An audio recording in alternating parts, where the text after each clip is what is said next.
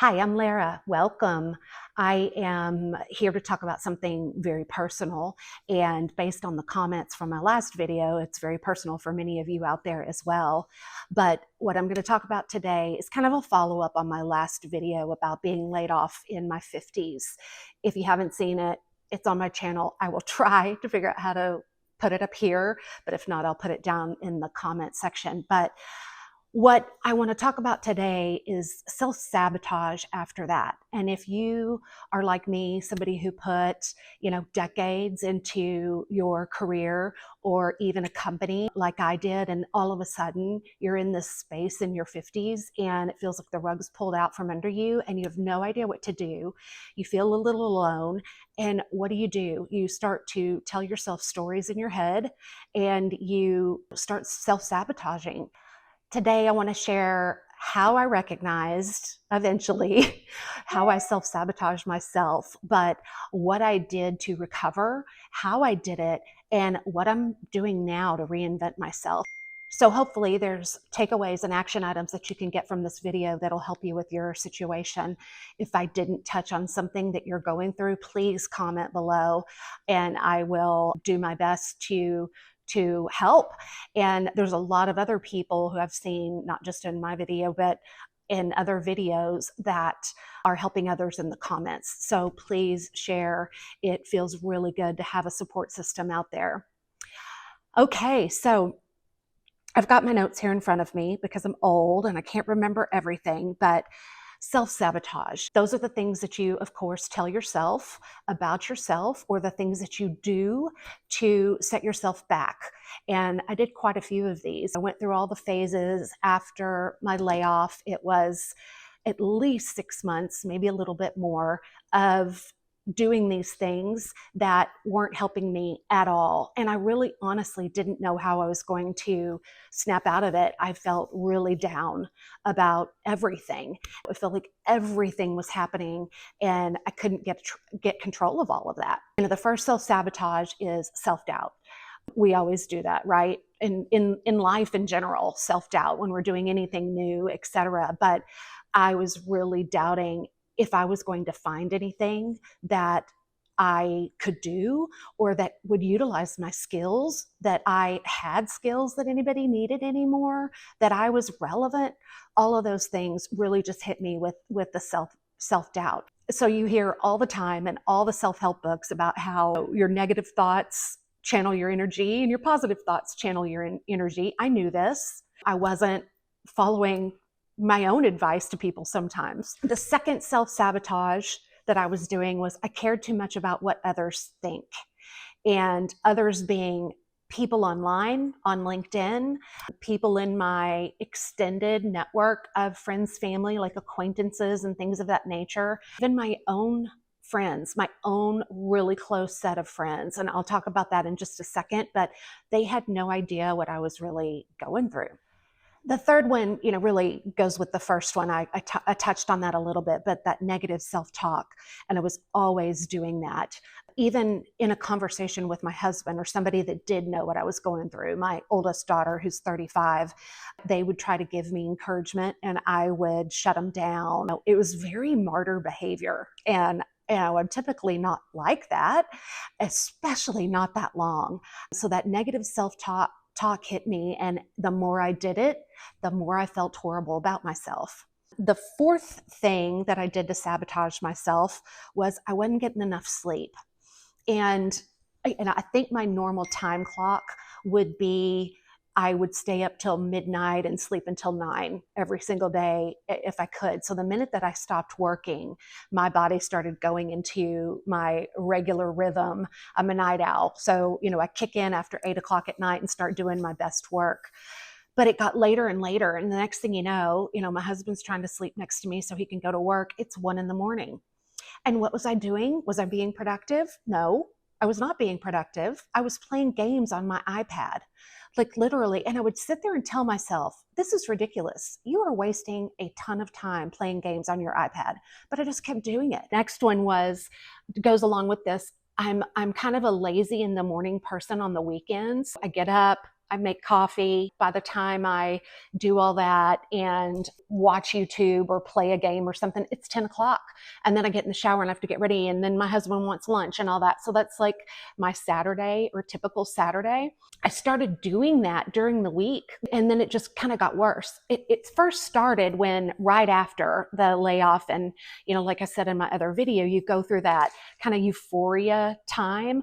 And so I was sitting on the back porch. It was beautiful. I'm playing a game. I needed to waste time then, but you can't keep wasting time. You've got to rest, recover, and then get up and get back on the horse. And these are just my big ones. I could have kept making a huge list, but is the fear of failure. I'm just afraid, and I'm so afraid that I don't do anything and I just freeze. My old CEO at my great company used to tell me all the time, just start. You try to make something perfect. Like, you can just always edit and go back, but you got to just start. I kept hearing his voice in my head. You're trying to think about perfection. So those were my big ones. And I know this probably sounds very familiar to you guys, and I would love to hear your stories of self-sabotage, because I think this is something that impacts people all throughout their life, especially now that we have social media and all these other things that we're comparing ourselves to. It's terrible to do to ourselves. So how do we stop that? The turning point for me was I really knew I was doing a lot of negative self-abuse. It was at that point. And we were getting ready at the beginning of December to go to Puerto Vallarta. I love Puerto Vallarta. We've been many times. I speak the language enough that I enjoy myself, and I love being down there, and I love the people, but I wasn't looking forward to it. Usually though, when I get on the plane, I forget about the hecticness of Christmas and enjoy the vacation and everything, but I was just really not looking forward to it, and really down and worrying about things and coming up with things that would make me think about canceling or whatever. So we got down there. I had a decent time. I can't say that this was on my mind all the time. It's hard to be miserable when you're sitting on the beach with a margarita, but I did struggle this time. And I just wasn't sure what I was going to do when I got home. Plus, I was feeling really guilty because I'm half of our income, and I usually contribute to that. And the fact that we're on this trip and my husband's covering most of it, I have never had that experience before. I have always worked, always contributed, always. So that was really bothering me. Let's see. We were at the airport when we were leaving. It was really early in the morning. Everybody was across the little hallway at the airport, getting some breakfast. And I wanted to get a Starbucks, which was on the other side of that little hallway, connected to a convenience store. So I'm sitting there waiting on my drink. There's tons of people, so I was waiting a while. I'm looking at all the books, and I see one down at the bottom, and it was called The Mountain Is You. And I'm like, well, what does that mean? And then it really dawned on me, because it looked like a self-help book. And it turns out you're the mountain. You're the self-sabotage. So the whole book is about self-sabotage, what you're doing, and how to get out of it. And so the tagline is called Turning Self-Sabotage into Self-Mastery. So the book title, and I'll put it down below, is The Mountain Is You, Turning Self-Sabotage into Self-Mastery. This is probably now one of my top 5 books of all time, and it's the only nonfiction one. So I bought this for my daughters, and the whole book is annotated in the sides and folded and highlighted. And I've got ADD, so finishing a book is rare for me when it's nonfiction. So I immediately looked at the Libby app right there at Starbucks. And Libby is, if you have a library that you are a member of, it's an app where you can download free books for your Kindle, free books for Audible, and I listen to things while I'm doing chores. So I downloaded it, and I didn't really think about it until we got back. But once we got back, I got up the next day in my same mood and funk and uncertainty.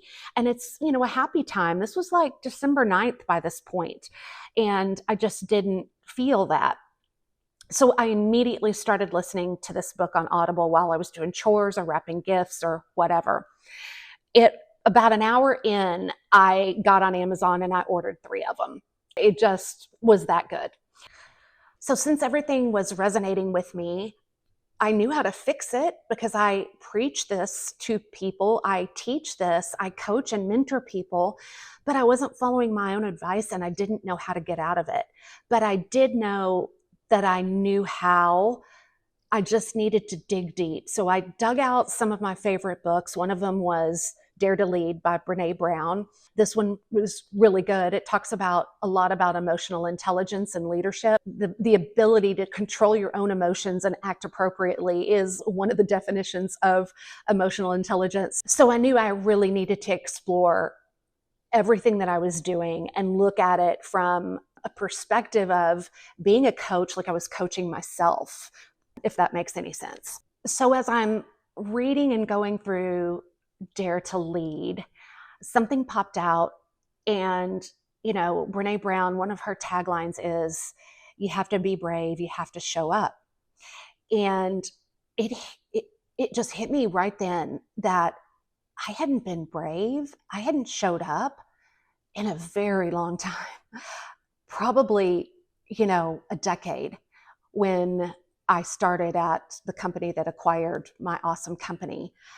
The environment was not one that supported being brave or supported risk taking or supported creativity or anything like that. So I just let it little by little just take all of that out of me, suck all of that out of me. The life, the creativity, the fun, the spirit, all of those things that made me successful in my previous job. And I cried a little bit, like I hadn't shown up. I hadn't shown up for myself, for my family, for anybody. So I wrote that down and I felt that for a little while. I slept on it. I got down, of course, a little bit about it, but I felt something different. Like now I realize what I've been doing and I'm going to snap out of this.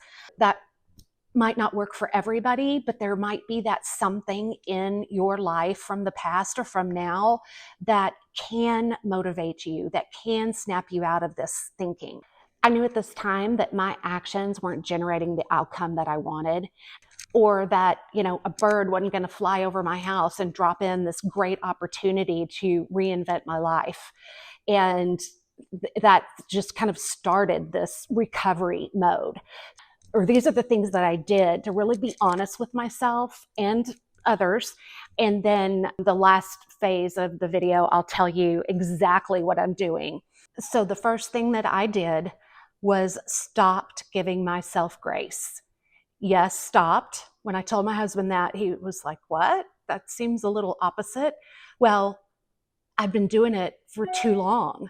Yes, you should recover and give yourself some grace to go through the feelings and go through the emotions and recharge and get some of the toxicity out of your system if you came from that kind of an environment.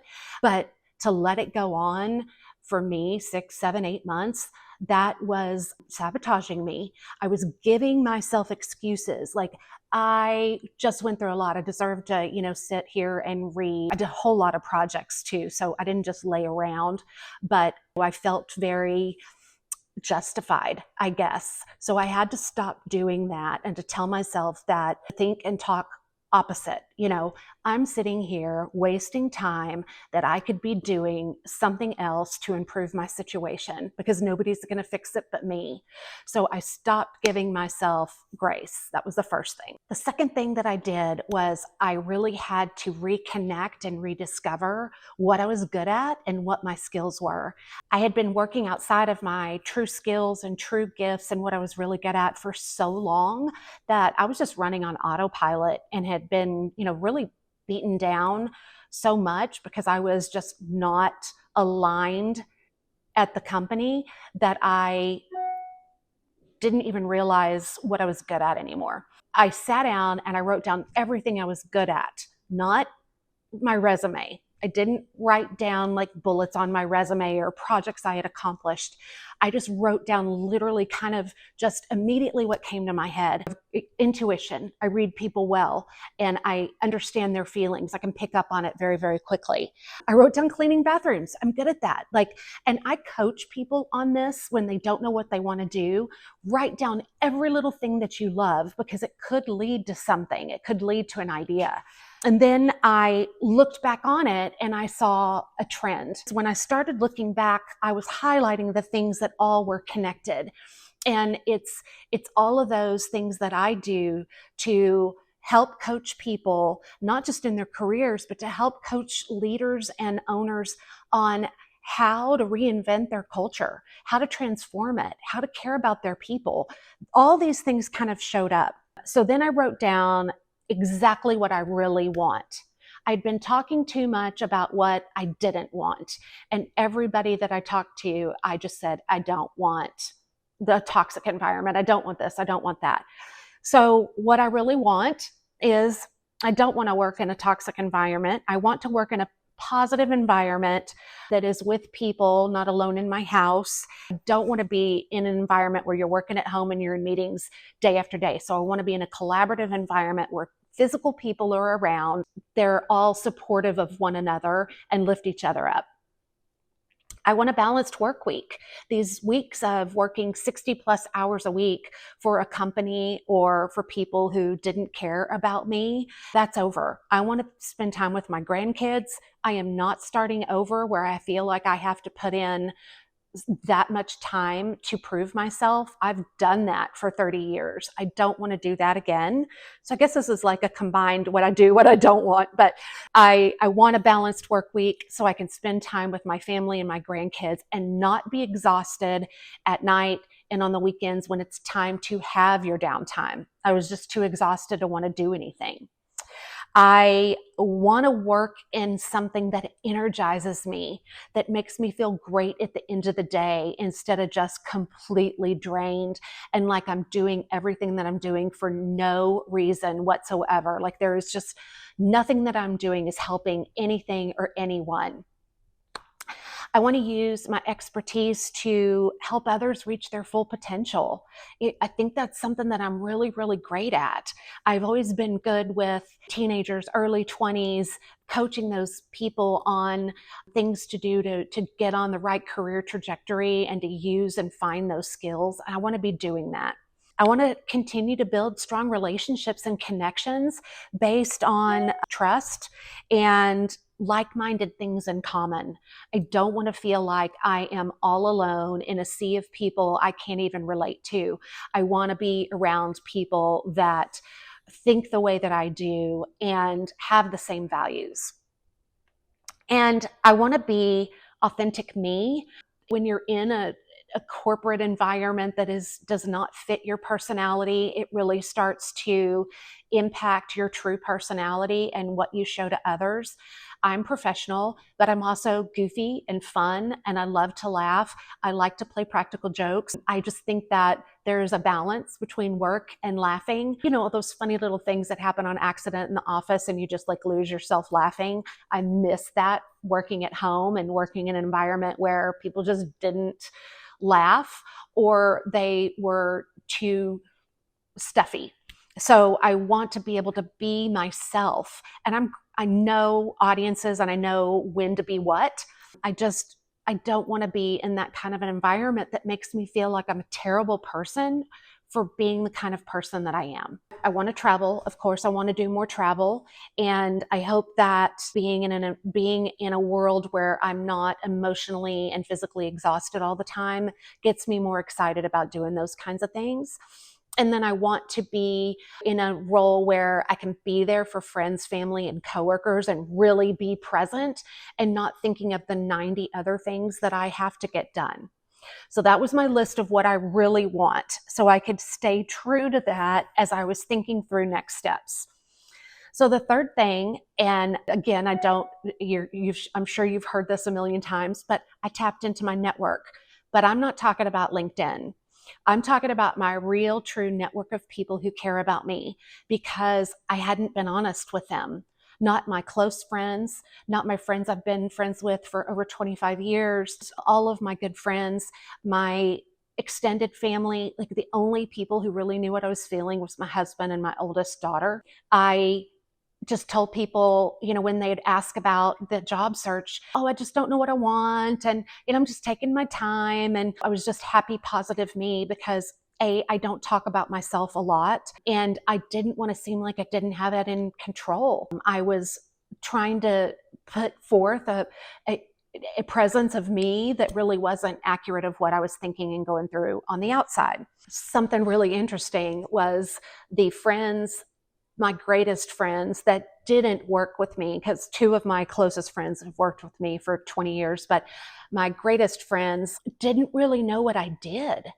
And so I had to start talking about that and letting them know what I did, and all of the things that I'd done in my first company, our local company. I realized by my behavior was to protect myself from being vulnerable, and for feeling, I guess, embarrassed, or I don't know. I mean, that's the only thing I can think of, is that I didn't want to be vulnerable. But who better to be vulnerable with than the people who love and care for you? I had to shift my mindset, and people say to do that all the time, but it's not so easy. The first thing I started focusing on was age. I stopped using age as a liability and started turning it to an asset. With age comes experience, knowledge, experiences, things that you can really pass on to generations below you in a company that can help them grow and expand their knowledge and skills. I focused on showing my adaptability, my leadership, my focus on and perspective that I have in regards to my experience. I just started trying to focus on those positive things that I do have, that we have as a generation, that our generations below don't have. We have that work ethic. I remember talking to an employee not long ago in a senior manager role last year, when all of the back to the office stuff started, and she did not want to go back to the office. Was hired, kind of at the end of COVID, was in the same town as the corporate office. I was not, but she did not want to go back to the office. She was in a role that really required her to develop relationships and utilize those relationships, but didn't understand why going to the office was important. And those are insights that we have. I mean, we're from that generation where we went to an office. We, for a long time, left it behind and went home and came back to work. We had a great conversation, and I understood some of where she was coming from. And I hope she understood what I was trying to say. In her role, there's just no way to be successful sitting at home. Those are the kinds of things that I think that we have knowledge that we can share.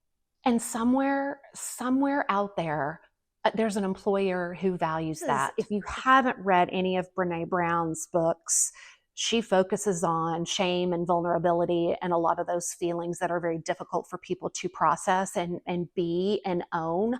One of the ones I love is Dare to Lead. It helps with this topic. It meant that I was going to have to be vulnerable and brave and start showing up for myself.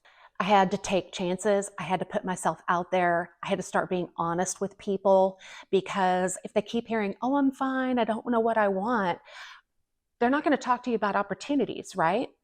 I always pretended to be tough and that it was okay, but I needed to start leaning on people who love me and will be honest with me, and that I love and respect their feedback. The next thing to reset was I had to stop caring about what people think. And who are these people anyway? I can't even define who they are. People online, people I don't really know, people on LinkedIn I used to work with a long time ago, people who don't care about me or know me at all. Why was I worried about what they would think? I mean, seriously, I had so much positive support from the people that I do care about what they think. Why was I caring about what people think that I shouldn't be caring about? It just made no sense. And that's really, really hard. I know a lot of people really struggle with that. Okay, so what are my next steps? What am I doing to really reinvent myself? Instead of going down that negative thought, thinking, oh, you could never work for yourself, you could never do that, who would ever want you, blah, blah, blah. I started to think differently, and I'm working on going out on my own. Typically would start with things that don't matter. And I kept hearing my old CEO here. So I would be like, oh, I need a logo. I need a name. I need a cool website. I need business cards. These things that it's like, no, you're going about it cart before horse. Oh, I need colors. Like, what are my brand colors? All of those things. I got to that, but typically I would start with that instead of starting with what's my product? What's my content? What are the things I'm going to start with? And I started developing that. I started with a very simple website on Wix, and I'm going to put out on LinkedIn that I'm working for myself and I'm going to be vulnerable. I already sell things on Poshmark and eBay. I've been doing that like a little bit before COVID. I picked that up a little bit so I could dabble with what I wanted to do to bring in some income so I could do that. So those are some of the things that I've done. And like I said, with people I'm closest to, I started telling the truth. What do I do for a living for those that don't know me? I'm so different in my personal world, and I just really don't talk about it. And, they were shocked. I'm doing a few workshops for free in exchange for testimonials and pictures and things to go on my website. These are friends, family, different things like that. I know I'm not going to jump out there and be successful immediately. And I might not be successful at all. But if I don't try, I'm not showing up. I'm reading and absorbing and talking to people and understanding everything I can about what's going on right now in the industry, in recruiting, and all of the things that are very, very different now. I didn't know that Eventbrite, if you have Eventbrite, it's a place where local people can post events that are going on and you can sign up for them there. That's typically where we find our painting classes or whatever I'm doing with my friends. But there's a whole business section out there, business meetings, different places that you can go, network or whatever. So I found that, and I had no idea what that was about. Those are the things that when you step out of your own world and start paying attention, you start to discover some of these things that are going to be helpful to you. When you're talking to others, they're going to give you that information that's also going to be helpful to you. I also reached out to my mentors and my friends that I'm very, very close with, that I've worked with for a very long time, and went to lunch with my old CEO and with my good friends. They both had the same kind of advice: just do it. One of my girlfriends just said, you're an idiot if you don't try. I mean, literally. And those are the kinds of people you want in your life, the ones who are going to be very honest with you, or to say, no, you're kind of going down a path I'm not sure is right for you, or does this conflict with your values? You just need those kinds of people. And I have backup plan. I've always wanted to work for Trader Joe's or work for this statewide, privately owned, cool grocery store in Texas. I might do that. It might be time to do that in my life. But right now I'm feeling some of these things very passionately. And I had to go through this process to find out what those were. To start wrapping up, advice that I should have taken myself that I want to pass on to you if you're going through any of this is, first, you're not your layoff. That's something that happened to you. It's not you. It doesn't define your value and your worth. Don't be embarrassed. Tell your people, let them love you and care for you. Talk about the journey you've been through and where you want to go going forward. Ask for help. Tell them you need them. And for what? To notice when you're being a recluse and to get out there, those kinds of things. Ask them to help you with what you're good at. Show them those lists, what you're good at and what you want. Get feedback from those people that are going to be honest with you. And remember, when you're thinking about your layoff in the company, it's their loss. It's their loss. They're making decisions that are going to impact them in the future. It's going to impact quality. It's going to impact customer satisfaction. It's going to impact the quality, not just of their product, but the quality of their employees. When you hire a bunch of people who don't quite have the experience yet because they just got out of school or whatever, and you're hiring them in at a lower rate, but there's nobody else there to mentor them and coach them, that's going to have a huge impact. And remember, you bring value. Age is just a number. The job market might not know that, but we do. We know that about ourselves. Your experience is a treasure trove of knowledge. That's something that nobody can take away from you. And you're unique. So what is it about you that you can do and sell to get yourself out there? Once you make your list of what you're good at, what your skills are, what makes you passionate, what you don't want, think about some of these things. What can you do with it? What can you do that's outside of the normal corporate box? How can you get it out there to people? How can you let people know what you're doing that makes you marketable? I think marketing is the hardest part. It definitely will come. Tying that in, what can you do for free to get yourself out there? Where can you volunteer? I hear that a lot. Volunteering leads to other opportunities. You're getting to know people, or it might lead to a permanent situation. And who do you know well that can help you with opportunities? You probably know people that you had no idea. I did. Some of the free opportunities that I have, I had absolutely no idea to tap into these people. And I want to leave you with some encouragement, because this hit me like a ton of bricks. I wrote it down and I keep reading it. It's a quote from Brene Brown's book, Dare to Lead. Like I said, it's very good. But it's about worrying about what people think, the criticism that you get, especially from people online, which that's a whole other topic. I just can't believe we're in a world where people think they can say anything to anyone because they're hiding behind a keyboard. But she says, if you are not in the arena getting your ass kicked on occasion, I'm not interested or open to your feedback. There are a million cheap seats in the world filled with people who will never be brave enough with their own lives, but they spend every ounce of energy they have hurling advice and judgment at those of us who try to dare greatly. Their only contributions are criticism, cynicism, and fear-mongering. Get clear on whose opinions of you matter. Seek feedback from them and don't worry about everyone else. It's just very powerful to me because it's so true. Worrying about the wrong people, recovering from a layoff, especially in our 50s, it's not impossible. It can be done. Take the time to reflect, reclaim, and rebuild your confidence. Just be brave and show up. You might fail. That's okay. You've got a support system to help you. Even if we are only relevant if we let ourselves be.